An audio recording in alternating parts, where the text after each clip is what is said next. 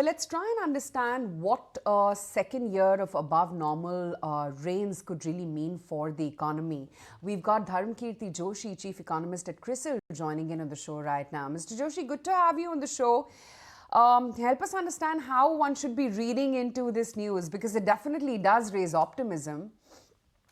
Well, it does, because I think the global environment is not very conducive and not very supportive, and there's a lot of uncertainty coming from the global environment. So domestic factors become very, very important. And within, I think, monsoon is a very important factor because agriculture still contributes about 18% to GDP, and it is a significant part of it is still unirrigated. So rains do make a difference, and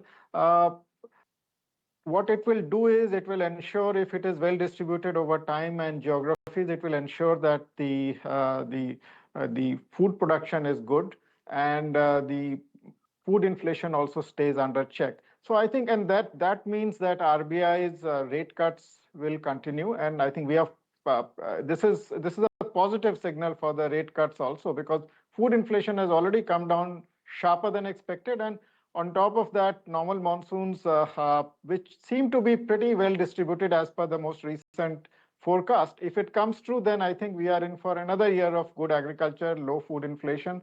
And on top of that, I think we also have crude prices coming down, which is another luck factor. We don't control it. So I think these two things are a bit positive for growth, and they're also positive for inflation and thereby for monetary policy.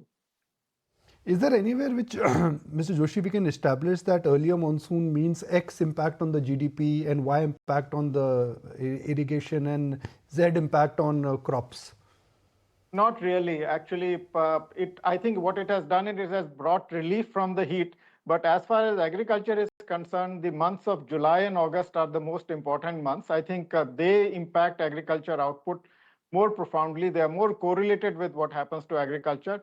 We have seen years when the June was good. I think if I take you back to 2002, the June rainfall was very good. Then you got a drought in July and August, and everything, agriculture came crashing down.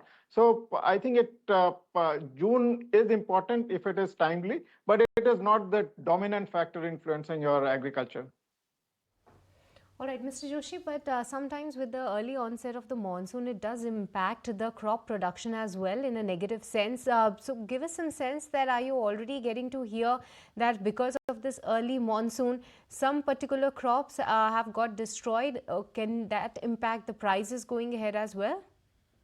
Not really. I mean, what I see in the market is that, well, tomato prices have gone up, but that is transitory. I think so. There's no perceptible impact on what kind of agriculture output we will get in 24-25. There are many other variables apart from rain. It is also your how the heat or weather extremities play out, whether you get excess rain in pocket. All those things become critical from a full year perspective. I would play down the process of monsoons being a few days earlier than expected. Okay.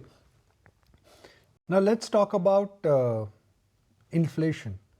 As it is, inflation has come down. Can one be reasonably assured that in the near term inflation will remain low? I mean, I'll take potato and tomato and onions out. That's like 1 week. Depending on the geography and depending on the mandi you're going to, prices will vary. But in general, we should... Well, that is the base case assumption we are going with, that food inflation, because I think remember that last year food inflation was very high. So the base effect is very high for food. So I think we will get, in inflation terms, lower inflation this year if monsoons stay normal. So I'm not too concerned on the monsoon, on the food inflation front at this juncture. I mean, given what information we have. Crude prices are also down, and I think they do play out as a softening impact on inflation. So overall, I would say, and then economy is expected to grow a little below its potential rate of 6.7%. So that means that the demand pressure on inflation will also not be high. So I'm pretty comfortable on our forecasts reflect that inflation is unlikely to be a pressure point in 25-26. Okay. At what point in time Reserve Bank of India would say, okay, everything is in place? Well, I think we are factoring in 2 rate cuts, one in June and one following that. After that, I think we believe that RBI will be on hold. The reason is that this year growth does need support, but next year I think you should see our forecasts suggest, I think, 6.7, 6.8% growth in 26-27. So that means the economy is returning back to its potential in the next year. And policies are typically based on future outlook of the economy. They are also based on they are also becoming data driven now. But from that angle, I think the RBI could take a pause after cutting rates by 50 basis point more, and then be on hold for what kind of information comes in. But I think on the growth front, we expect the economy to revert back to its potential, and so there's no need for extra stimulus to the economy.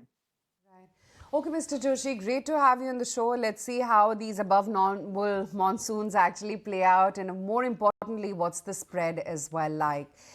Thank you very much. In fact, If you like this video, then like, share and subscribe to ET Now.